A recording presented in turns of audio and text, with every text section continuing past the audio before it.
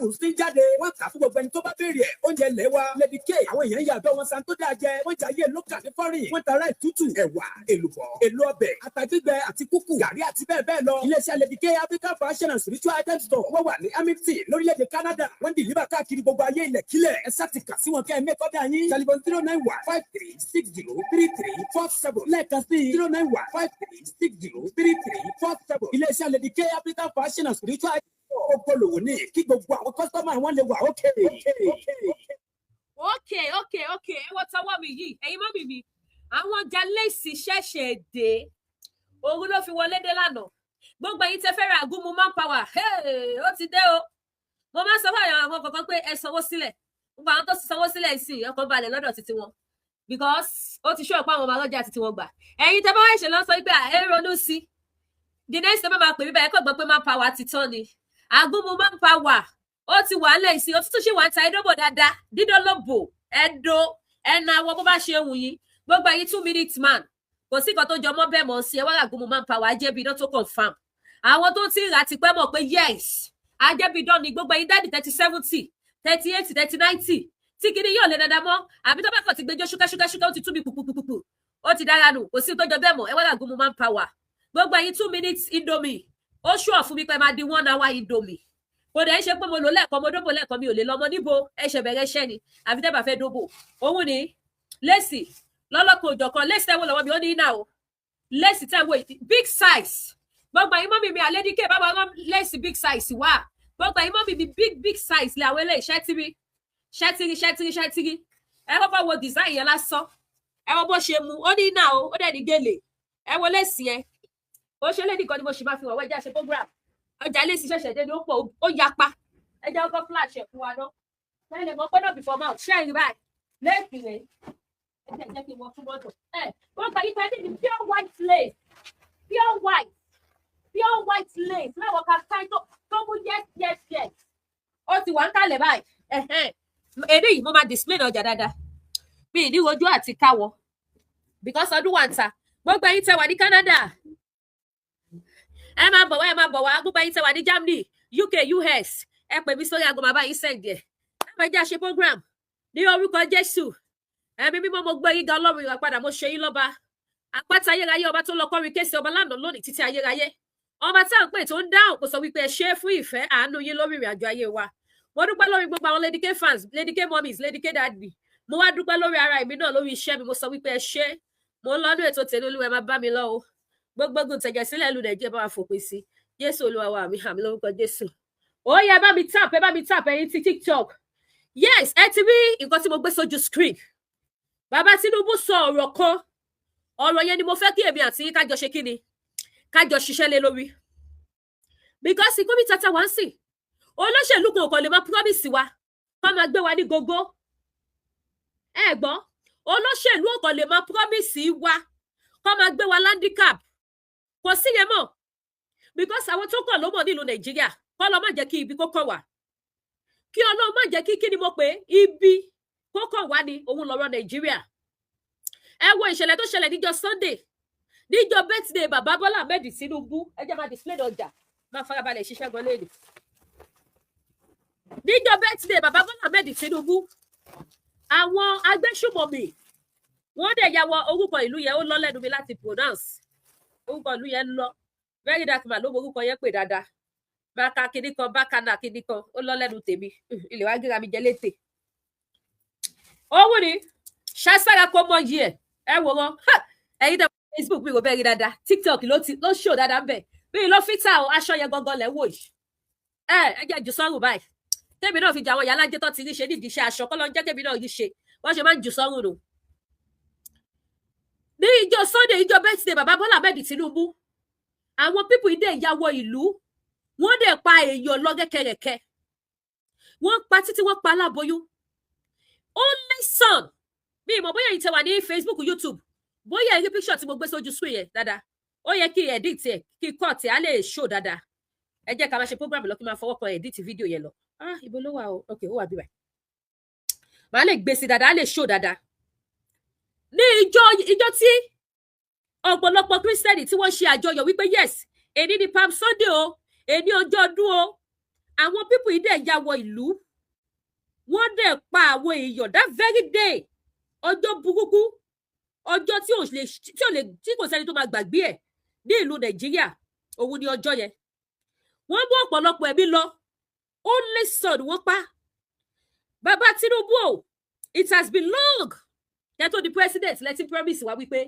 ẹ máa ṣe báyìí ẹ máa ṣe báyìí ọ̀rọ̀ tó wà nílẹ̀ kì í ṣọ̀rọ̀ ìjà ọ̀rọ̀ ìfẹ́ ìran wa ìfẹ́ orílẹ̀-èdè wa òun lọ̀rọ̀ tó wà nílẹ̀ máa edit ẹ̀ nísì ṣé kí ni gan ṣe edit báyìí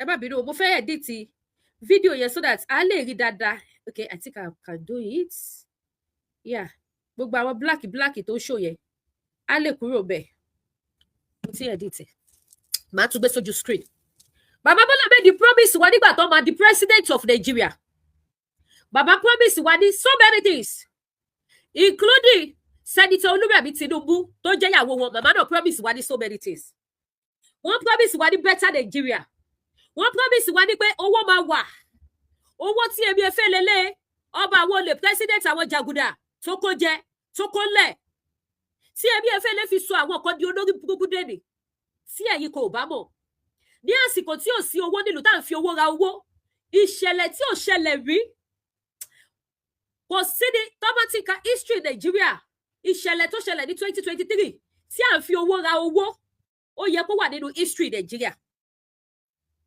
nítorí nǹkan tí kò ṣẹlẹ̀ rí ní gbogbo ayé gbogbo orílẹ̀-èdè tí Ọlọ́run dá kéèyàn ṣe wàhálà kókó wọ ẹ̀jọ sí ilé ìfowópamọ́ kó dẹ̀ tún fi oògùn yàmí kó fi ra owó yẹn jáde láì ní aṣọ ìdí ó dẹ̀ ní gèlè ẹ̀yin mọ́ mi bí tẹ bá sọ́ra size 16-18 ẹ máa bọ̀ tẹ bá ṣaṣọ tó da sára ó tẹ bá gbọ́ pé lẹ́tìkẹ̀ ń lọ́rọ́ lẹ́sìn ọwọ́ mi ẹ gbọ́ mi ìṣẹ̀lẹ̀ mélòó gbàgbé owó ní ìṣẹ̀lẹ̀ 2023 bàbá Tinubu dẹ̀ promise wa that same period ni wọ́n kó epo nílẹ̀ bàbá Tinubu promise wa ẹ kówó nílẹ̀ ẹ pa owó lágó a máa dìbò a máa wọlé Nigeria will be great Nigeria will good kí ni kò ṣe ẹlẹ́dẹ̀ ní papọ̀ bàbá promise us a lot of things but ó ṣe ohun tó yani lẹ́nu ní pé ìgbà tí bàbá wọlé tán ohun tó promise wa a ò gbóòórùn ẹ mọ̀ wípé ọ̀tọ̀ ní kéèyàn rí flashing kan báyìí kó dẹ̀ lọ ọ̀tọ̀ ní kí nǹkan yẹn wá kó dẹ̀ dúró ẹ bá mi share ètò ṣé gbogbo péjì wa ni mo lò yà ọ̀tọ̀ ní kíkiri yẹn dúró bàbá Tinubu gbogbo nǹkan tó promise wa a ò tiẹ̀ rí flashing kókò flash wọ́n báyìí ká wípé yes this is better Nigeria àtìgbà tí bàbá Tinubu ti wọlé eku òkè bí eku lu Nàìjíríà ẹyẹ òkè bí ẹyẹ and baba continue to promise us a better Nigeria the more tí bàbá promise wa ní better Nigeria the more tí ìyà burúkú tó jẹ àwọn èèyàn ní ìlú Nàìjíríà ẹ̀yin yẹn bá mi share program ìbò fẹlẹ́dùmarè bẹ̀yìn ẹ ràn mí lọ́wọ́ now nítorí pé ọ̀pọ̀lọpọ̀ ẹ̀mí sọnù ní ìjọ Sunday kí ló ṣe kiri tó dìlé mi báyìí yẹ kí tiẹ̀ dìtẹ̀ tọ́nà ló gbádùn ṣá kí ló ṣe kiri nítorí pé bàbá promise wa ní so many things bàbá ò ṣe fún wa nígbà táwọn ẹgbẹ́ ṣùgbọ́n mi lọ pa àwọn èèyàn ní ìjọ Sunday wọ́n sọ ọjọ́ ayọ̀ wọ́n sọ di ìbànújẹ́ bí ọmọ bóyá gbogbo ẹ̀yin tí ẹ wò mí ẹ rí fídíò woman kan tó rọ̀lù lórí social media fọ́tò woman yẹn wà lára fídíò tí mo gbé sí YouTube àti Facebook wọ́n yin ìbọn fún ọmọ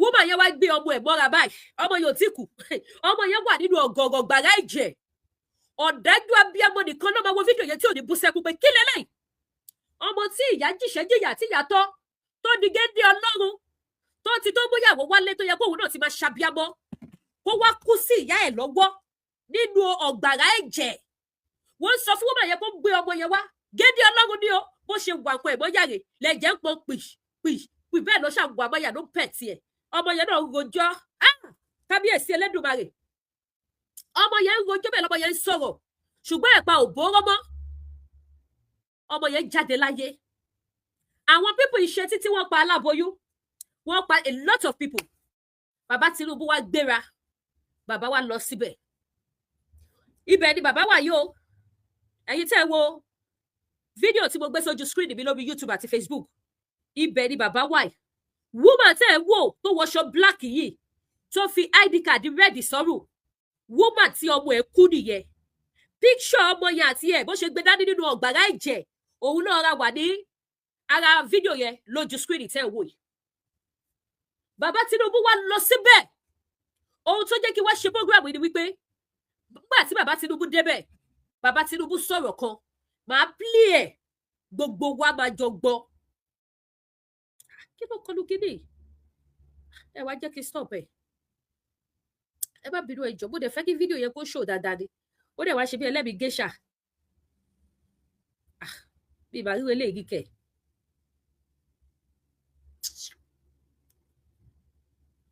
Oh.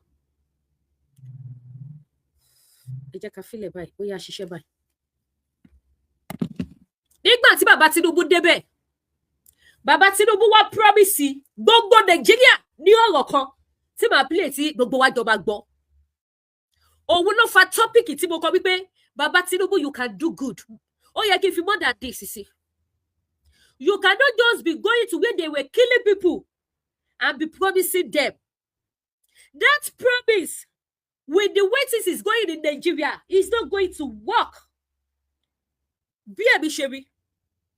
Ọ̀rọ̀ tí bàbá Tinubu sọ, tí gbogbo wa jọ máa fi etí ara wa gbọ́, is not going to work if we still remain one Nigeria.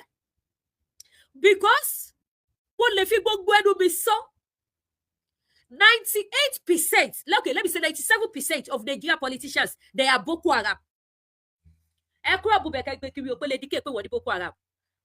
They are terrorists. The only difference that is between them and these terrorists, they don't carry gun, they don't kill people direct, but they use style to kill people. And one law, another style, because febi payo, koko wo ìlú jẹ, owó tó yẹ kó wà fún àwọn poor masses, káwọn people yìí kó jẹ. Kí ebi dẹ̀ máa pàwé èèyàn, kí yà máa jàwé èèyàn, káwọn èèyàn kú sí. Bí àwọn ṣe ń pa àwọn èèyàn tí wọ́n nìyẹn. So 97% of Nigerian politicians, they are terrorists. They are bandits. Ẹ kúrò bẹ́ẹ̀ o. Bó jẹ́ mọ́ mi àbí kẹ́dá bírí lẹ́ máa gbé lọ fún anybody, I don't give a damn. Mi ò rọ́ yóò ṣẹ́ ẹni tó bá ti wù yẹ gbé lọ fún. I repeat, Nigerian politicians are terrorists. They are also. The only difference is that àwọn ògbé nínú gbó, wọn ò lè gbé ìbọn. Ṣùgbọ́n ìwà wọn, ìṣe wọn, ìṣọwọ́ ṣe ètò ìlú Nàìjíríà wọn kò yàtọ̀ sí ti bandits and terrorists. Àwọn fi ṣáìṣáì, wọ́n fi pa àwọn èèyàn ni. If you like this place, please come for it. But this one is big size. This one is big size. If you like it, please come for it. Blue color, powder blue. Powder blue. The design is different. Different design. Look at it. This is it. Bàbá Tinubu wá débẹ̀ yẹn. Bàbá Tinubu wá sọ̀rọ̀ kan fún gbogbo Nàìjíríà pátápátá. Bàbá sọ yẹn kì í ṣe àwọn tí wọ́n pa yẹn nìkan ni wọ́n ní ọ̀rọ̀ yẹn jẹ́ ti gbogbo Nàìjíríà ta. Kí ni ọ̀rọ̀ náà? Bàbá Tinubu sọ wípé àwọn promise wípé wọn ò ní pààyàn mọ́ ní Nàìjíríà. Ẹgbẹ́ yìí èèyàn. Ẹ̀yin tí TikTok. Bàbá Tinubu fi ẹnu wọn sọ, máa play video yẹn. Wípé àwọn promise wọn ò ní pa anybody. I laugh in Spanish. Ẹ wá raṣọ, àdìrẹ wà, àǹkárá wà, aṣọ òkè wà, gbogbo ẹ̀ wà bí. Bàbá Tinubu làwọn promise. Bẹ́ẹ̀ ṣe promise wa wípé epo máa dọ̀pọ̀. Bàbá Tinubu, you can do better than this. Bí bàbá Tinubu ṣe promise gbogbo Nàìjíríà nìyẹn wípé epo máa dọ̀pọ̀. Donald Trump ti bọ́ta lánàá, ìyẹn ti sọ̀rọ̀ wípé gbogbo country tí epo bá affect látara wọ́n tó ń jà wípé kọ́ lọ múra dáadáa, wọ́n ṣẹ̀ṣẹ̀ bẹ̀rẹ̀ ni. Donald Trump ti sọ yẹn lánàá, wèrè àgbáyé. Ó ti sọ ìyẹn lánàá wípé gbogbo country epo tó wọ 1,004 ní Nàìjíríà lẹ́nìí, ogun tó ń jà pẹ̀lú nǹkan tó affect ẹ̀. Ká ní ìlú wa dání, kò yẹ kó affect wa. Ìlú tí mo wà yìí náà, wọ́n ti increase owó epo. Just a minute, please. Hello. Hello. Ẹ ká sọ sá o. Okay, sir. Okay. Ẹ lọ ṣe nínú bank. Ẹ lọ ṣe ẹ̀dẹ̀ nínú bank. yes màá send our account number mi everything so ẹ send ẹ fún wọn ní bank ṣé báǹkì lẹ wà báyìí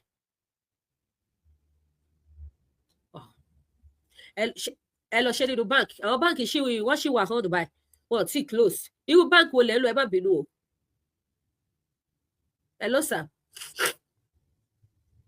hello sir Royal Bank ó yẹ kó lè bá yín ṣe CIBC ní business account bank tí mo lò so tẹ bá débẹ̀ tẹ bá sọ fún wọn pé ẹ fẹ́ make payment sí orí account yìí ní CIBC bank máa send àwọn information account number everything máa send ẹ sí yín so wọ́n á bá yín ṣe táwọn agent yóò bá ti rí ṣe okay sir máa send ẹ sí yín sí. ẹ̀yin ti TikTok ẹ ní bínú sí mi 1 minute ẹ fóònù tí máa fi ṣe òun la lò fún TikTok yìí wọ́n dẹ̀ wá bí tó ti fẹ́ sowó ẹjọ́ business ṣe pàtàkì ó ṣe kókó ẹ má bínú TikTok ẹjọ́ tó rẹlẹ bear with me bí ní cut ẹ but mo máa sáré pause ẹjọ́ jẹ́ kí sáré wá information bank mi jáde.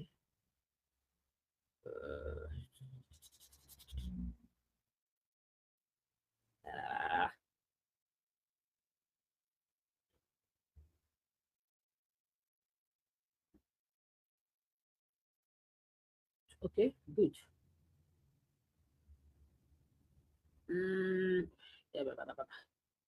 Account information. Yes. I just say snap ẹ ti gbé wá. Ba snap ẹ sí wọn ni. Ibi tí a bá ti ṣẹ̀ṣẹ̀ máa pọ̀ pẹ̀. Kí ló dé tó ṣó dáadáa?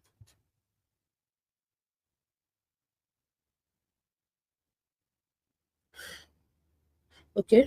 Yeah. I just say padà sí TikTok. Ẹ̀yin tí TikTok ẹ má bínú ẹjọ́ torí Ọlọ́run ẹ má bínú. Ẹ̀yà àwọn èèyàn ti lọ.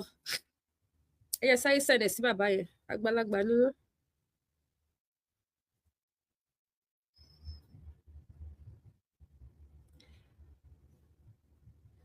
Yes.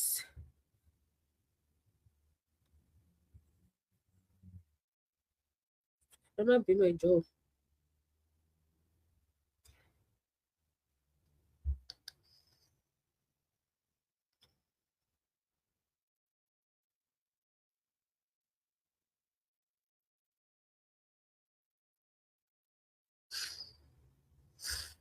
Ẹ má bínú ẹjọ́ torí Ọlọ́run ẹ má bínú sí mi. Hello sir. Hello daddy. Ẹ wo SMS mo send sí yín mo ti send gbogbo details orúkọ báǹkì mi orúkọ mi everything mo ti send sí àti transit number account number everything. Okay ẹ ṣe àìsí mi ní WhatsApp ń gbà yẹn máa send ẹ síbẹ̀ fún yín. So ẹ jẹ́ ká máa bá program wa lọ.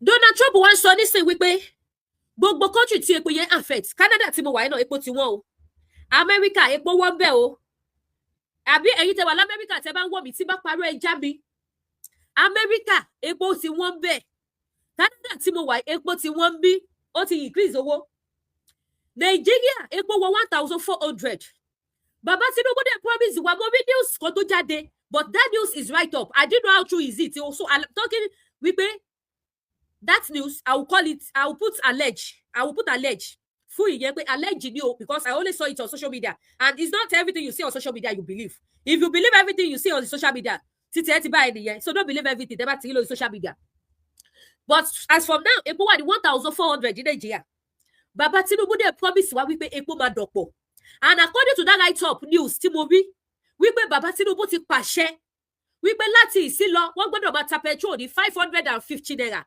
ẹ̀yin tí ẹ bá ti gbọ́ bẹ́ẹ̀ ẹ sọ wípé èmi lè dìgẹ́ sọ fún yín wípé kò lè work tí epo ò bá wọ 2,000 naira ní Nàìjíríà díẹ̀ ló máa kù because ọ̀rọ̀ epo tó ń ṣẹlẹ̀ lọ́wọ́lọ́wọ́ báyìí sí ó ti affect gbogbo àgbáyé látara war tí Israel àti Iran àti America ń jà ó ti affect kí ni mo pè gbogbo àgbáyé lọ́rọ̀ epo yẹn máa affect tó bá wá jẹ́ wípé àwọn olórí títí wa ò kí ń ṣe Boko Haram terrorist ni kò yẹ kí epo le tó yẹ ní Nàìjíríà nígbà ayé Buhari à ń ra epo ní 140 per litre tó bá jẹ́ pé orí 140 yẹn ló wà òkè wọ́n ti wá increase ẹ̀ nígbà tí bàbá Jagaba débẹ̀ kó wà ní 200 naira per litre irú bógun ṣe dé sí Iran àti Israel àti America tí ó di wípé ó affect epo káàkiri gbogbo ayé tó bá tẹ̀mẹ́ wá affect ti Nàìjíríà náà ti Nàìjíríà yes 1,550 naira bẹ́ẹ̀ ni nǹkan tèmi náà rí lè dídì yẹn ní online mi ò mọ̀ bóyá ti rí so tó bá tẹ̀ mọ́ wọ́n affect Nàìjíríà kò ní pọ̀ àbí kí lẹ́ni mo sọ iye yọ kò ní pọ̀ pátápátá ẹ̀ epo yá padà di bí 500 naira per litre ní Nàìjíríà àádẹ́ ti mọ̀ wípé nǹkan tó ń ṣẹlẹ̀ sí gbogbo orílẹ̀-èdè òun ló jẹ́ kó dà bẹ́ẹ̀ ni àbí bẹ́ẹ̀ kọ́ but nítorí pé àwọn Nigerian politicians gbogbo wọn pátápátá terrorist ni wọ́n ọ̀nà tó kàn gbà operate ló yàtọ̀ wọ́n fi ebi pa wá wọn ò jẹ́ kí iṣẹ́ wà kò síná kò sójú ọ̀nà terrorist ni wọ́n tí ò bá sí iná èèyàn lè kú o yes or no tí èèyàn bá rí àdánwò iná àbò wà nínú àìsàn kan ó nígbà tí máa lo oxygen kó máa lo fáànù lásìkò kó máa gba AC tí kò bá síná tó fẹ́ fi lò wàá kú terrorist bandits òun làwọn Nigerian politicians I repeat they are terrorists apààyàn làwọn náà ojú ọ̀nà tí ò dáa a lot of accidents ló ṣẹlẹ̀ tí wọ́n bá tún ojú ọ̀nà ṣe accident ò ní máa ṣẹlẹ̀ débi tó máa mú ẹ̀mí lọ òótọ́ kò sínú accident ò ti kí ń ṣẹlẹ̀ ìlú Canada tí mo wà yìí ó ṣe òṣèbí ò accident rárá tí mo ti fi ojú mi rí àti tó mẹ́ta ìfún lẹ́gbẹ̀ẹ́ ṣọ́ọ̀bù mi bíbá ìkan ṣẹlẹ̀ ń bẹ̀ ẹ̀rín ni mò ń rí báwo l'accident yẹn ṣe ṣẹlẹ̀ èèyàn lọ ra kan tí mo tàn ó fẹ́ bọ́ta òun nìyẹn ń gun kẹ̀kẹ́ bọ̀ ó kọ̀ rọra kan ni ó dẹ̀ ṣubú lulẹ̀ gbẹrẹgẹdẹ àfìgbà tó wà fábílàsì gbé gbogbo àwọn èèyàn bẹ́ẹ̀ mọ̀ yẹn tí kò dìde mọ́tò yóò yí tiẹ̀ mọ́tò tó fẹ́ jáde níbi tó ti lọ ra kan tí wọ́n dẹ̀ bọ̀ tó dẹ̀ rọra kan kékeré wàhálà ìkò dìde wọ́n búlọ́ọ̀kù gbogbo títì mo ti witness àwọn accident rí bíbáyìí so david amadi ẹ má sọ̀rọ̀ bẹ́ẹ̀ ṣe accident ò kí ṣẹlẹ̀ ní Canada ó ṣẹlẹ̀ mo ti accident mọ́tò to mọ́tò there was a day mo ń bò gan láti ibì kan nígbà tí mo dé Canada ilé lè ṣẹlẹ̀ I'm talking about last year incident Ọlọ́run ló yọ èmi fúnra mi ká ní woman tó wa mọ́tò yẹn kò expert ni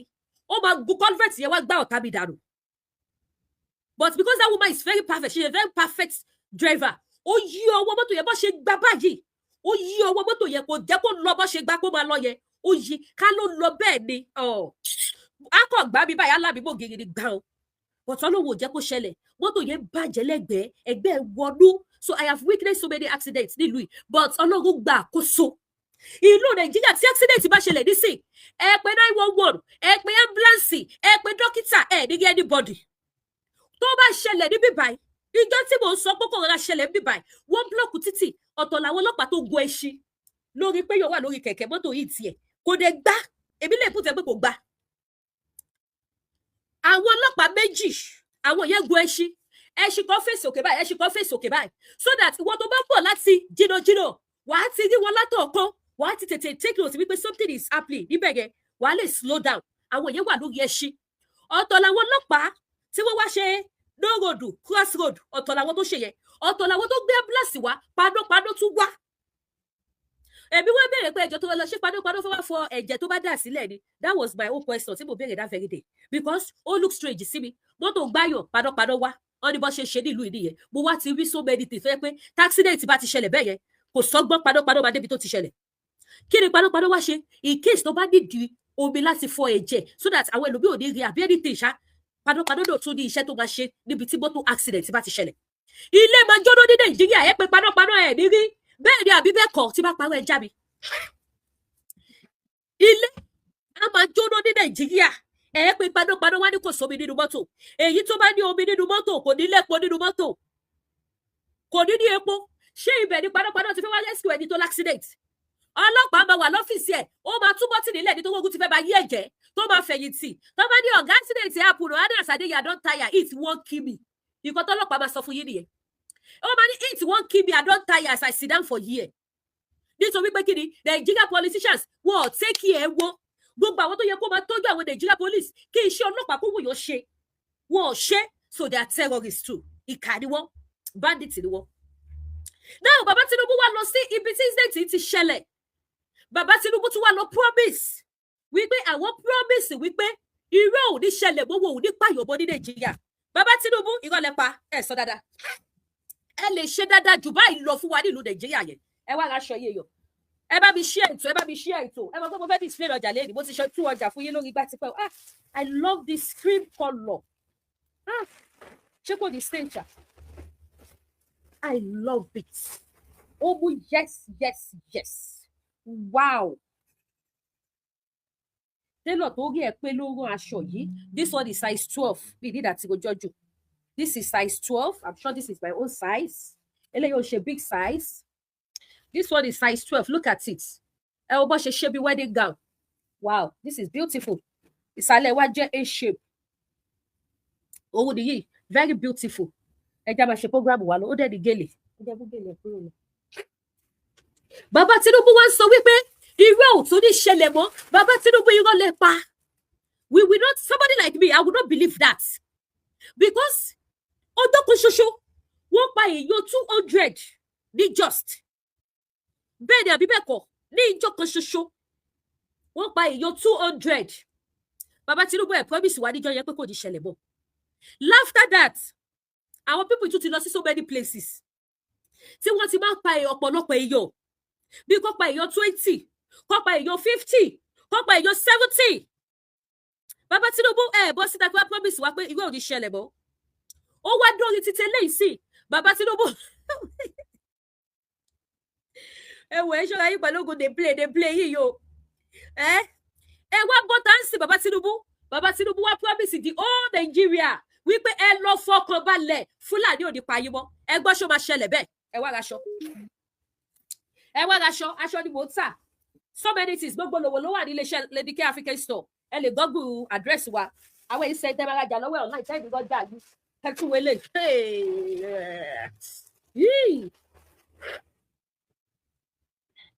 Look at this. Òun náà tún ní iná. Gbogbo ẹ̀ ló tẹ̀ ní iná nà. Well, the other color yẹn nìkan ni kò ní iná. Look at this. Gbogbo ẹ̀yin tẹ́ bá like off shoulder. Ẹ wo bó ṣe máa dúró lára. Ẹ wá máa ṣe sẹ̀sẹ̀sẹ̀. Ẹ wá máa ṣe kiri. Ẹ wá máa fi ijó yẹn sí. Ijó ayọ̀ lẹ́sẹ̀ mi ò gẹ̀gẹ̀gẹ̀gẹ̀. Owó ni size wo lélẹ̀? Size 14. This one is size 14. Ẹ jẹ́ nǹkan tó kọ sí láì lọ́rẹ̀. Kọ size sí, but with the look, size 14 lélẹ̀. Lélẹ̀ yóò ṣe size 12. Size 14. Owó lélẹ̀. Yeah, 14. This one is size 14. Ẹ wo bó ṣe fine. Gbogbo ìbọn bíbí tẹ pé lọ́lá tẹ rọ̀bọ̀. Owó ni size 14. Ìbádẹ́gẹ́ ṣẹlẹ̀ yìí kọ́ wà boxy. In fact, àwọn tó bá ní àwọn ọmọ bíbí tó bá kún níwájú dáadáa. Aṣọ yìí máa fit yóò máa fine gan lára yìí. Akọ̀rọ̀ máa ṣe ni with that style. Ó bú yes, style yẹn wà pàgọ́. Bàbá Tinubu wá ń sọ fún wa ń sè wípé wọn ò ní pa èèyàn mọ́. Let me play the video. Let me play it. Ẹ jẹ́ ká gbọ́rọ̀ látẹnu Bàbá Tinubu. Ẹ jẹ́ àgbọ́ látẹnu wọn. Kẹ́yìn èèyàn wá pa mi máa kọ́ sí comment section. Wípé ṣé ẹ gbà wọlé àbí ẹ gbà wọlé? Ẹ̀yin ọmọ Yorùbá tàtà. They will come and during the election, they will promise you so many things. Tó bá ti débẹ̀ tán, ìyà ló máa fi jẹ yín. Promise ayọ̀ wá sọ di ìbànújẹ́ mọ́ yín lọ́wọ́. Tí ènìyàn bá kú wá sọ fún yín pé wọn ò ní ṣẹlẹ̀ mọ́.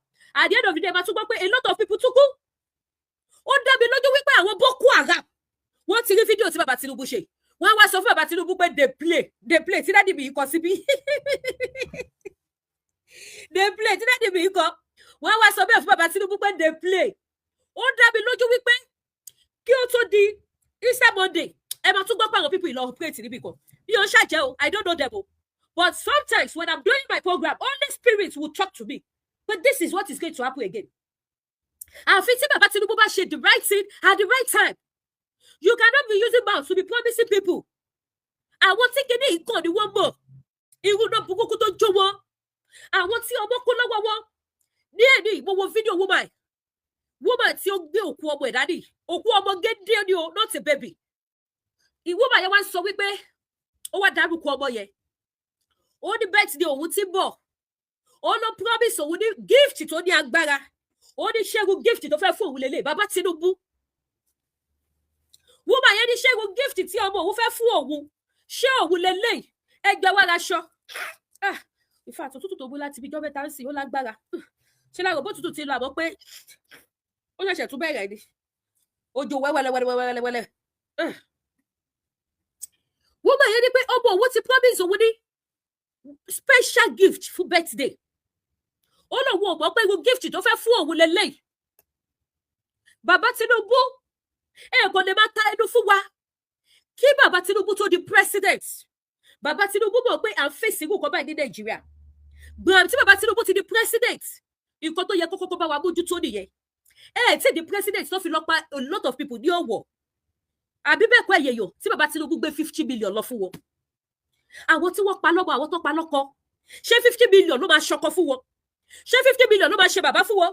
Talkless wípé each person bí òrò bí wọ́n 1 million gbà. Àwọn ìgbìmọ̀ tó wọ́dé sí lọ́wọ́ àwọn náà yọ títí wọ́n bẹ̀. Bí ìrò pé wọ́n rí 1 million naira bí òrò bí wọ́n rí gbà. Mo ní kí dáàdi ṣe àìsí mi lórí WhatsApp, wọ́n ṣe àìsí mi. Kí ni wọ́n dáwọ́ dúró? Ẹ̀yin wá bọ́ta ń ṣe ẹwẹ́ sọ fún gbogbo ayé wípé ẹ̀yin promise wa o, wọn ò nípa èèyàn kankan mọ́ ní Nàìjíríà. Ṣóbí ìwọ tó bá lọ sinmi ilé ọ̀rọ̀ tí bàbá Tinubu sọ, ẹbí ẹ máa lọ sí. Eléyìí ò ṣépè. Ẹ gbọ́, ìwọ tó bá lọ gbé ẹ̀mí lé wípé bàbá Tinubu ti promise wa ní security ní Nàìjíríà. Bàbá Tinubu ti promise wa wípé àwọn wèrè ò ní pa wá mọ́. So therefore, kó wá rò pé ọkọ̀ ẹ ti balẹ̀.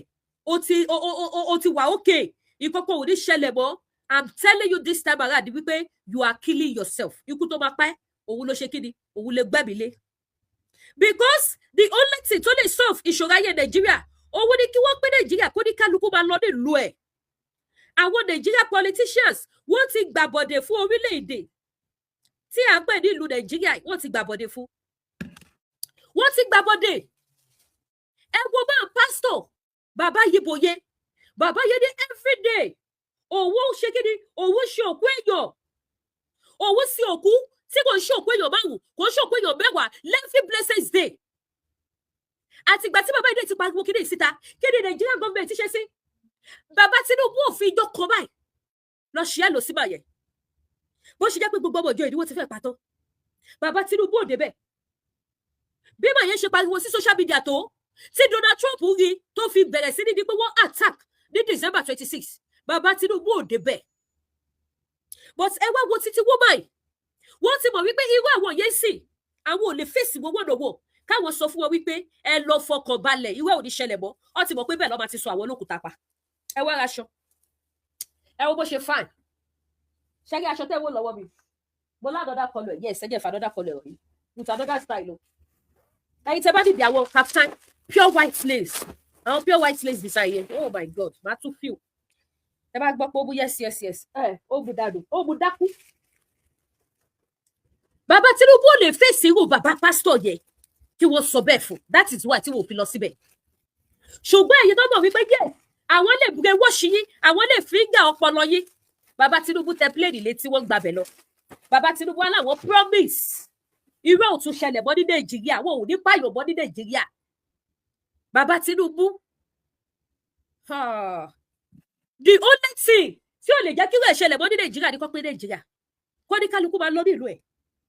Bó ṣe wáyé pẹ̀lú fídíò tí bàbá Tinubu ṣe, ó dá mi lójú wípé àwọn Boko Haram tí wọn bá strike láàrin ọjọ́ mélòó sí yìí láti lè fi jẹ́ kẹ́ ẹ mọ̀ wípé irọ́ ni bàbá Tinubu pa o. Kò sẹ́ni tó lè stop àwọn káwọn má pààyàn mọ́ ní Nàìjíríà. Ọmọ àṣọṣẹ́ ẹ wọlé báyìí. Look at this yellow gold. This one too is size 14. Size 14. Space wà nù ẹ̀, ó dẹ̀ ṣe é mú. Òun ni size 14. Mo ní irú design style náà ní àdìrẹ. Mo ní ládìrẹ, ó dẹ̀ fine. Okay, you see side. Mo ládìrẹ style fine gan. Pẹ̀lú nǹkan tó fi sí. Ó fine, mo ní àdìrẹ náà tó ní irú style. Òun ni. Ó mú yes. Apá ẹ̀, ibi ẹnu báyìí. Ó ṣe kiri pencil ni kò dẹ̀ ṣe lace tó wúwo, very light lace. Mo fẹ́ fi apá ẹ̀họ̀ yìí size 14 lélẹ̀. Just let me just put it on for you to see. Ẹ lè mọ̀ wípé yes, I'm right. Ẹ jẹ́ yọyẹ tí mi. Bàbá Tinubu wá ń sọ fún àwọn ọmọ mẹ̀kúnnù wípé irú ẹ̀ ò ní ṣẹlẹ̀ mọ́. Ẹ jẹ́ play video bàbá Tinubu kí lè máa fi aṣọ yẹn hàn wá lọ. Ká gbọ́rọ̀ lẹ́nu bàbá Tinubu. Ó yá, à ń gbọ́ yín bàbá. Baba Jagaba, we dey hear you, sir. This experience will not repeat itself. I take, for example, Jewo Omo. I know the pain. I see how on the video you head on to a human. and the pain and agony in your heart. But it's only God. It's only God who can give you joy and comfort. No amount of money can pay all of you back. Yes, ask God, and we will try our best to comfort you, to work with you. The best solution is for just to be just. The one people like us grew up to know.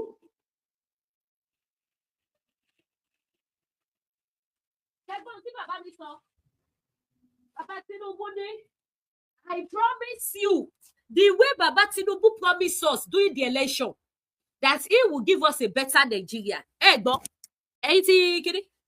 is the way Baba promised us. He will give us a better Nigeria. Baba ti lo 3 years. Next month, 3 years. Ti omo lodo de dori alefa. And that better life, what the bitter life? Another color. Wow. That better life, Baba Tinubu have turned it to bitter life. So when Baba Tinubu sọ wípé àwọn máa make sure wípé irọ́ ò lè ṣẹlẹ̀ mọ́, ṣé ló yẹ kí everybody sọ wípé lórí irọ́. Ṣé ti rí? Lórí kí ni mo pè? Lórí irọ́. Gbogbo tí Baba Tinubu sọ lórí irọ́ ló bá dé. Because kò ṣẹ̀ṣẹ̀ máa ṣẹlẹ̀. Ìgbà tí wọ́n pa èèyàn 200 bí 300 ní ilẹ̀ Yíbò, Baba lọ síbẹ̀ láfíà tí very dark man lọ tó dé ni Baba ṣẹ̀ṣẹ̀ lọ síbẹ̀. Kí ni Baba promise wọn níbẹ̀? Kò ní ṣẹlẹ̀ mọ́. Owó rẹ̀ tẹ́ bá gbáyé yín fún Nigeria politicians. Wọ́n á ròyìn yege. Ẹ̀gbọ́n, wọ́n á ròyìn yege tẹ́ bá ti ṣe kí ni? Tẹ́ bá ti láwọ́ yín tẹ́ lọ fomi lò pẹ̀lú Nigeria politicians. Ọmọ á ròyìn yege. No be today. They don't dey give promise and fail. Òun lọ wáyé wọn wá fún wa. Mi ò bá yóò já o. Mi ò condemn yo.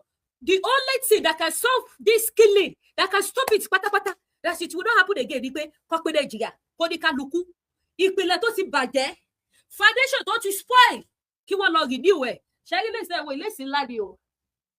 Gbogbo lẹ́sìn tí mo kó wọlé, they are big lace. Big lace. Lace ńlá ni o. So èèyàn tó bá lo size 12, size 14, ó máa lè lo eléyìí. Yeah, ó máa lè lo àwọn aṣọ yìí. Because ó fà ìlara èmi gan pẹ̀lú bó ṣe jẹ́ big size yẹn. Ó wà pàgọ́ gidi. Ẹ wá ra ohun tí mo ta, èyí tí bá ti display tẹ́ bá like. Ẹ screenshot ẹ. Ẹ send ẹ sí WhatsApp mi. Ẹ̀yin tẹ́yin náà bá fẹ́ dá sétò, ẹ pè wọlé. Ẹ̀yin tí TikTok, ẹ send the request because mi ò nípa lórí ètò yìí, mo mọ̀ fẹ́ ṣiṣẹ́ gan léde. Mo fẹ́ display ọjà dáadáa. Ẹ wo white yìí. Look at this pure white lace. Pẹ̀lú style. Ẹ wo.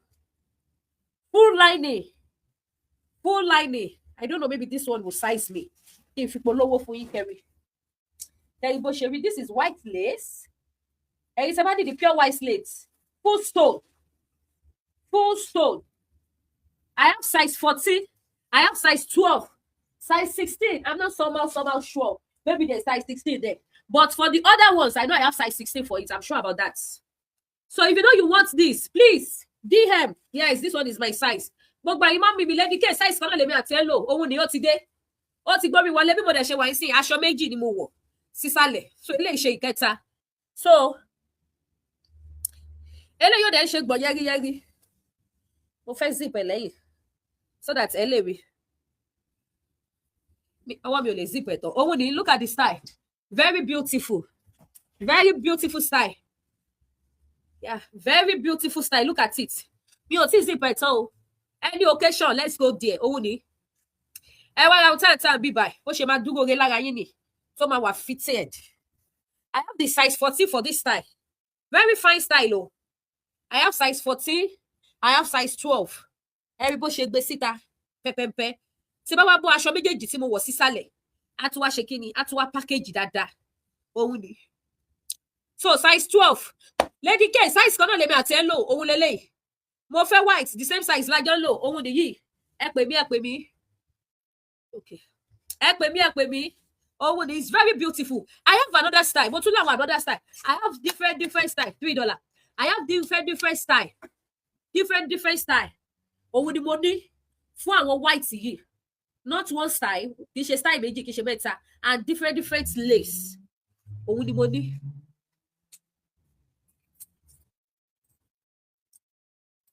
Okay, 75 cents.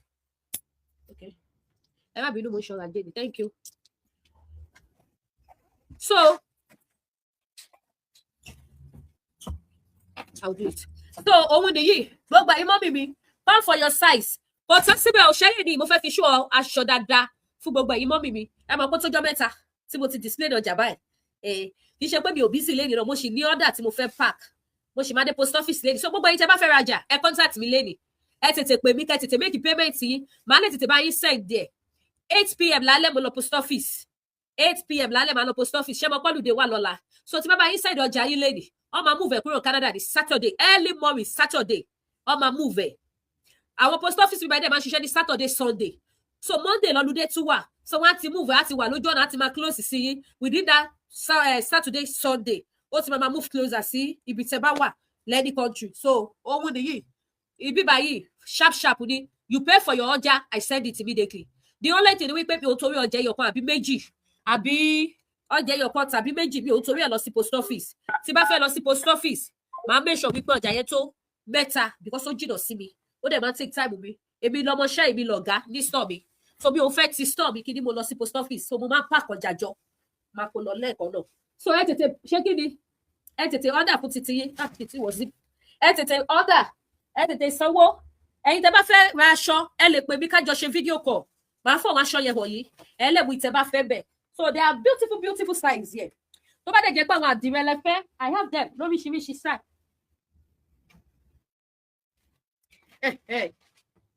So ẹ jẹ́ kí n tún fáwọn míì hàn yìí.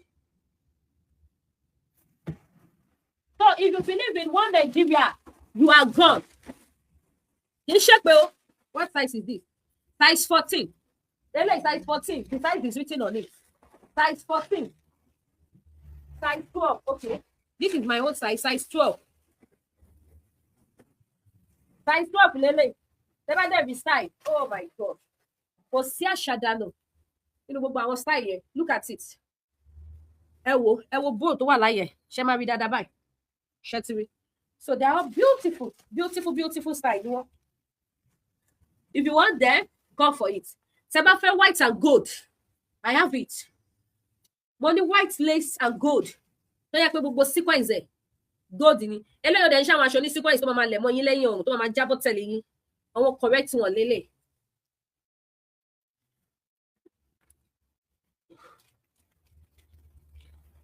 This is it. Ẹ wo. Ṣé ti rí.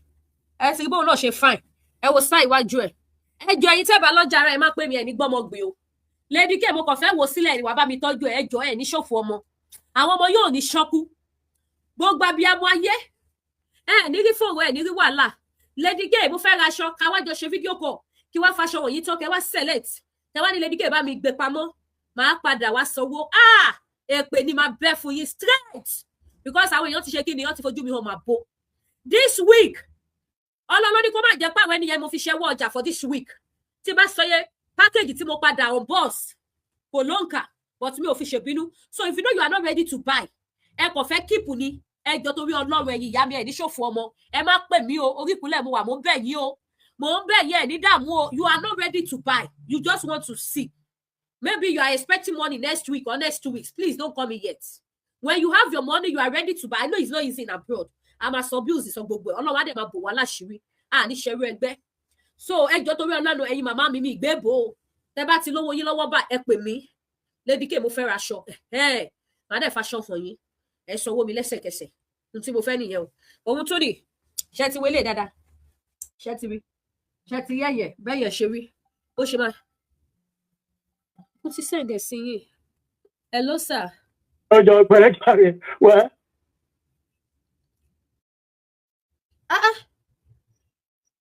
Okay. Nínú Canada to Canada bank, la máa charge yín ní 45. Kí ló dé? irú báǹkì wọlé pé ná Royal Bank ó dá mi ìtẹ́ni jẹ́ ṣeré dè díẹ̀ tèmi ok ẹ lọ ṣe láṣẹ ní CIBC ok sir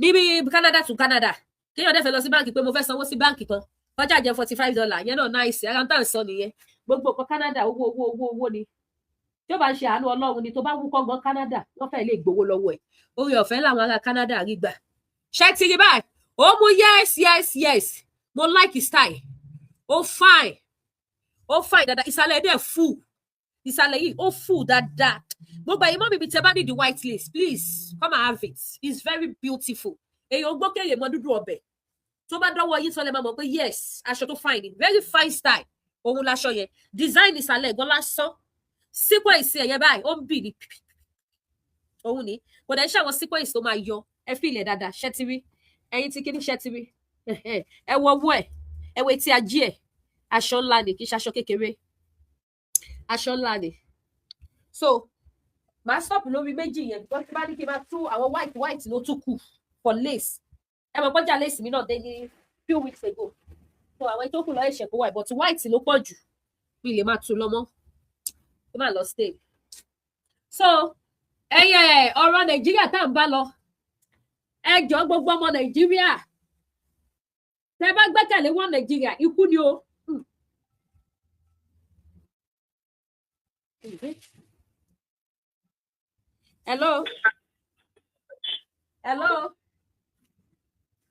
Hello direct call láti Nàìjíríà ó máa jáwọ́ ẹ̀yin tí ẹ bá fẹ́ dá ṣètò ojú òpó ṣí sílẹ̀ ẹ fi free mo fẹ́ fi àwọn àdìrẹ náà hàn wá o iṣẹ́ mo fẹ́ fúnra mi ṣe lénìí so promise tí bàbá Tinubu ṣe òun ni gbogbo wa ti gbọ́ yẹn o promise tí bàbá Tinubu fún wọn Nàìjíríà wípé kò sí ẹni tó máa kú mọ́ Boko Haram ò nípa anybody mọ́ àwọn máa gbìyànjú gbogbo agbára àwọn kí irú ẹ̀ kó má ṣe kíni kó má ṣẹlẹ̀ mọ́ òun lẹ ti gbọ́ yẹn o òun ni gbogbo ọmọ kọlẹ káàárọ̀ ojíire ṣebí style tí mo fẹ́ tù yìí mo ní àwọn another color ẹ̀ ẹ̀yin tẹ́ bá like style tẹ́ bá like green yìí ẹ pè mí I have another color àwọn style yẹn dẹ̀ ṣe kíni ó gbá skin tẹ́ bá gbọ́ pé ó ta ó ta lẹ́nu jọ̀ọ́jọ̀ ṣebí ilé ayé especially ìlú Nàìjíríà wa tí Ọlọ́run dá fún wa yẹn tẹ́ bá gbọ́ pé ogun la wá jà òun lọ̀rọ̀ Nàìjíríà gbogbo ẹ̀dẹ̀ ló ní gèlè ogun òun la wá sáyé wá jà ẹ wo design aṣọ ìsàlẹ̀ oh my god ẹ wo kaftan yẹn ẹ wo ta ló tún pè mí hello ma. Hello, ṣẹ́tìrì mo ti sẹ́ǹdì ẹ̀. Okay, ẹ sẹ́ǹdì ẹ̀ máa yẹ ẹ sẹ́ǹdì receipt sí mi mà. Mo ti sẹ́ǹdì ẹ̀. Okay, mo wà lórí program ní ẹ má bínú. Máa yẹ wò sí. Okay ma. Okay. Ṣé ti send address yín náà? Okay, mo ti rí everything. Mo ti rí at address yín everything mo ti rí. Hello ma. Hello. Mo ti rí address yín náà, mo ti rí gbogbo ẹ̀ báyìí. Okay, orúkọ àbí? Ẹ send orúkọ yín náà bẹ́ẹ̀ ni màá ní orúkọ yín. Okay, ẹ jẹ́ kí n send ẹ̀. Okay ma. Ẹ ṣé ma. Ẹ̀yin náà tètè wá ra títí yan ọjà mi ò wọ́n. Ọ̀pọ̀ ni mò ń tà bí ọjà mi ṣe dá tó bẹ́ẹ̀ náà ló ṣe ship tó. Ẹ̀yin tí ẹ bá fẹ́ wo rate mi ẹ lọ sí orí Google ẹ máa rí níbẹ̀ pé yes mo ní best rate because mo máa ń ṣe dáadáa sáwọn customer mi ọjà mi dẹ̀ wà okay. Mo sanwó mi ò rọ́jà ọjà gbà Ọlọ́run ò jẹ́ ó ṣẹlẹ̀ nílé iṣẹ́ Ledike African Store. Ṣàtìrí gbogbo lòwò lórí gbogbo lòwò tẹ́ bá fẹ́ ra ẹja ẹ máa bọ̀ wá sí Ledike African Store. Tẹ́ bá fẹ́ ra chicken ẹ máa bọ̀ wá sí Ledike African Store. Tẹ́ bá fẹ́ ra gbogbo oúnjẹ ilẹ̀ wa èmi ni rice ọ̀fadà ni ò kì í ṣe gbajúmọ̀ rice o rice ọ̀fadà is available. Tẹ́ bá fẹ́ ra irú ẹ̀gúsí ògì kúlíkúlí aláta róbó àtàìrè obì orógbó gbogbo nǹkan ló wà ní Ledike African Store títí dórí aloe ó wà bí ẹ̀yin tẹ́ bá fẹ́ ra ọṣẹ dúdú náà máa ọṣẹ dúdú ti ìlú wa ó wà. Tẹ́ bá fẹ́ ra oyin original oyin gidi oyin mi ò dilẹ̀ because àwọn tó ń ra oyin lọ́wọ́ mi wọ́n mọ̀ wọ́n dẹ̀ tún máa introduce àwọn customers sí mi pé yes tẹ́ bá fẹ́ ra oyin gidi ẹ lọ bá Ìfẹ́ Olúwa ẹ lọ bá Ledike so èyí tẹ́ bá nídìí oyin gidi Hello, ma. Mo ti send ẹ. Okay, ma. Tí bá parí program, ma yẹ̀wò, ma. Okay. Tí bá ṣì lè lọ post office lẹ́ni, èyí á ti cut. Bàbá wọn send ẹ̀ lẹ́ni. Tí bá tètè park ọjà, má tẹ̀lé post office lẹ́ni, sure lọ. So, tẹ́ bá fẹ́ ra oyin gidi, ẹ máa bọ̀ wá. Gbogbo nǹkan tẹ́ bá fẹ́, títí dórí body cream, body soap, àwọn nǹkan gidi, ó wà ní Lady K African Store. Ẹ̀yin tẹ́ bá tún wá fẹ́ ra spiritual items, ẹ máa bọ̀ wá sí Lady K African Store. Yes, àwọn iṣẹ́ tó múnádóko, àwọn confirm iṣẹ́, ó wà ní Lady K African Store. Gbogbo ẹ̀yin tí ọ̀nà dímọ́, ọ̀nà yá ńlá pérégedé. Sáwọn kan tẹ́lẹ̀ lò, ó wà. Àwọn ọ̀pọ̀ arọ́bí lóríṣiríṣi ó wà. So, àdìrẹ́ lélẹ̀, ẹ ti rí báyìí. Ẹ ti rí bó ṣe fine. Ẹ ti rí bó ṣe mú yes. Ẹ ti rí báyìí sí. So, I have another color for this. Another color lélẹ̀. Another color tún wà o. Another color ó tún wà tẹ́ bá tún fẹ́. So, ẹ gbá mi láago. Ọjà wà ń bí báyìí. Ojú òní tí wà ogun Nàìjíríà òní rọ̀ wá. Gbogbo ọmọ Nàìjíríà lápapọ̀.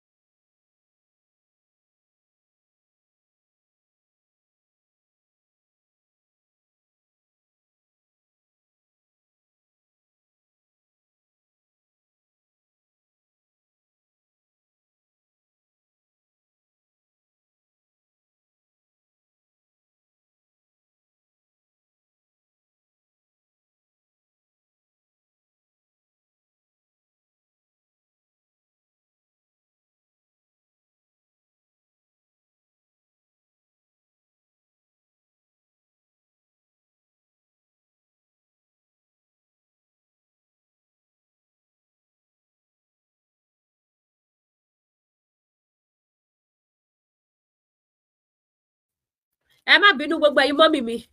Mi mọ̀ pé mi charge system yẹn. Mo yọ̀ sọ́ lọ́run náà ni tó bá jẹ́ Nàìjíríà. Ó máa jẹ́ iṣẹ́ kan tí mo máa mú lókùnkúndùn. Tó bá jẹ́ ìjà múlò. That this experience will not repeat. This experience will not repeated lálá. Torí pé iná wà ni mo ṣe ń ṣe kí ni mo ṣe ń yọ̀. So àdìrẹ́ tí mo fi wọ̀nyí lẹ́ẹ̀kan yellow gold ẹ̀ tún lélẹ̀. Ẹ wo bó ṣe fine. Yellow gold ẹ̀ ní. Ṣẹ́rí kó ti di kọ́lọ̀ mẹ́ta tí mo fi wọ̀nyí bẹ̀yẹ̀ pé tán síbẹ̀ o. Mo dẹ̀ ní size by size bẹ́ẹ̀ ṣé wo yẹn. Another colour tún lélẹ̀. This is lemon colour. Máa ń sọ fún yín pé tí size bá fine. Mo máa ń ṣe ó kéré jù máa ń ṣe 5. Tí ìbá ṣe kó kéré mo máa ń ṣe 20. Mo ní one style níbẹ̀ yẹn sì mo ṣe 30 ni mo ṣe ní size by size. Tó ń style yẹn fine. Ó mú yes. Ó mú yes gidi. So irú eléyìí náà báyìí sì. Tí báyìí báwo yóò bá ṣe kí ni wọ́n bá ṣe go for it sí. Tí wọ́n máa ṣe next one máa ṣe bí 20 or 10. So it's a very fine style. It's not kì í ṣe style tó common. Kì í ṣe common style. Ẹ tún wo eléyìí náà báyìí sí. Oh my God. Ṣé n tún já eléyìí náà? Anyways, ẹ má jẹ́ kí n kàn ṣiṣẹ́ jọ sílẹ̀ fúnra mi. Another style àwọn eléyìí. Mo sọ fún yín pé I have a lot of aṣọ tó ṣẹ̀ṣẹ̀ dé. A lot. Ó pọ̀. Ó pọ̀ dákú. So, ẹ wá bá mi ra ohun tí mò ń tà. Ọ̀rọ̀ Nàìjíríà, ẹ jẹ́ wá wọ̀rọ̀ kan fi ṣàdá. Ẹ jẹ́ ká múra sọ́wọ́ ara wa. Màámi ẹ káàbọ̀ sórí ètò mà, God bless you, yá mi. Ẹ jẹ́ ká ṣe kí ni mo pè ká múra sọ́wọ́ wa. Ẹ má jẹ́ ká fi náà sọ́rọ̀ òrùlé sùn. One Nigeria kò lè ever help. The more we remain one Nigeria, wọn ò lè stop àti máa pa àwọn ènìyàn. Because ọ̀pọ̀lọpọ̀ àwọn tó pa àwọn ènìyàn yìí, àwọn godfather wọn wà nínú Nigeria politicians. Ara àwọn godfather wọn, òun ni vice president ẹgbẹ́ lọ́pẹ́tẹ́mi ló sọ bẹ́ẹ̀. Vice president of Nigeria, ó ní access sí àwọn Boko Haram. Àti gọrí wọn papọ̀, èmi ní fídíò wọn lọ́wọ́. Vice president of Nigeria. Ṣé ìyẹn wá ní bàbá Tinubu máa rí ìtẹ̀jẹ̀sílẹ̀ dádúró nílùú Nàìjíríà? Ẹ sọ fún mi. Nígbà tó jẹ́ pé igbákejì wọn ọlọ́wọ́ tún àwọn Boko Haram ni. Ẹni tó fi ṣe vice president of Nigeria, Shettima, is a terrorist, is a criminal. Ó ní access sí àwọn Boko Haram tó ń pa àwọn èèyàn nínú Nàìjíríà. Ó ní connection pẹ̀lú wọn. Ṣé ìyẹn wá lọ máa stop àti máa pa àwọn ènìyàn ní Nàìjíríà? Because bàbá Tinubu túbọ̀ sí dancing. Let me tell you one thing. If you allow politicians to finger your brain, wàhálà wọ́n finger débi wípé ọmọ náà ya wèrè lọ kò ní get ara ẹ̀ mọ́. Let them know that Atiji, we will not allow them to continue to deceive us. They have deceived us enough. Ó ti tó gẹ́. now ẹ̀yin tẹ́ fẹ́ dóbò dáadáa òun ni ó ti wọlé bíbà manpower ṣẹ́mi gbà tó jẹ́ ìdí lánàá ọ̀dà ìlẹ́wọ́n bínú mi ṣe dùn tó ṣẹ́mọ reason àwọn tó ti ra oògùn diabetes tí wọ́n fẹ́ rà fún àwọn èèyàn wọ́n ti pọ̀ lọ́rùn mi bíi àwọn ẹlòmíì ti wà mo ti fún wọn fóònù ọba nàìjíríà pé ẹ pè wọ́n nàìjíríà títí lórí manpower mo ti fún àwọn ẹlòmíì ní nọ́mbà pé ẹ pè wọ́n nàìjíríà mi ò ní mi ò dẹ̀ gbọ̀gbà tó máa dé òun tó ti wà lọ́nà but I don't know why ọjà delay this time around customer fẹ́ wọ ṣọ́ọ̀bù dẹ̀ ti tú aṣọ sí gbogbo ilẹ̀.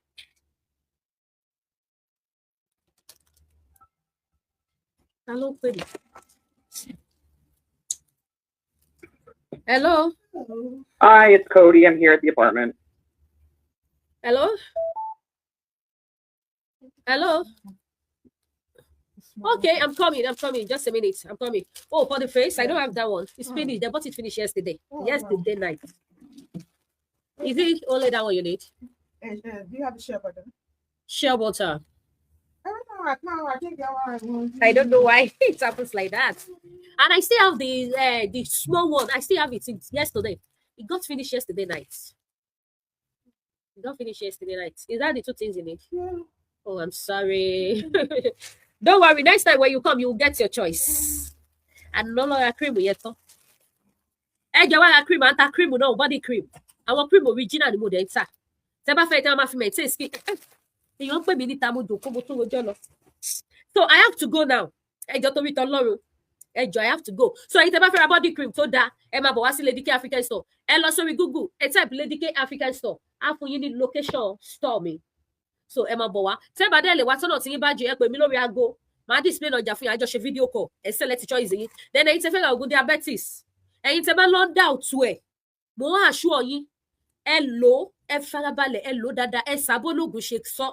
Kì í ṣe àmọ́ tí lọ́jọ́ méjì mi ò lò mọ́ no tó bá sọ fún yín pé báyìí lẹ ṣe máa lò kan ẹ farabalẹ̀ ẹ lò bó bá ṣe ní kẹ́ lò ẹ máa rí ṣe a lot of testimony lórí oògùn diabetes yìí mo fi Ọlọ́run tó lẹ̀mí mi búra àwọn tó ti rà wọ́n tún pè wọ́n tún rà fẹ́ lómi ẹlòmíì àkọ́dédé pé mi tí bá ṣe ẹ̀lú wá ní ẹjọ́ ṣe Lady K rẹ̀ máa ní ọ fún wa nọ́mbà yín lọ́lẹ̀ tó oògùn diabetes máa ní bẹ́ẹ̀ ni aláwọn náà ní èèyàn tó rà ló fáwọn nọ́mbà tí ò bá ṣiṣẹ́ wọ̀ ní fún wọn ní nọ́mbà pé ó yá ìwọ náà lọ test ẹ̀ wò so ó ti wà available báyìí ẹni tó bá yára ní o because ọjà ó tètè dé this time around I don't know what happened ọjà yìí ó ti tó a month tó ti wà lọ́nà by kíní dẹ̀ ni kì í ṣe by ship táwọn níbi àkọ́ tó jẹ́ kó pẹ́ nìyẹn so ẹ tètè wá láti tìyín òun ní pakurumọkodóbò dada manpower ajẹ́bíná tó confam mo ti wọ 70 90 èjì ò jẹ́ kí n lè dóbò mọ́ ẹ stop sọ bẹ́ẹ̀ èmi sọ fún yín pé ẹ máa dóbò dada ọkàn yá balẹ̀ inú yá dùn ẹ tútù ra yín wò pé ṣé mi mo ṣe báyìí ṣá confam ni confam and trusted lélẹ̀ kò sí ohun tẹ́ bẹ́ẹ̀ lọ́dọ̀ Lady K Ìfolúwa confam gidi lẹ́ra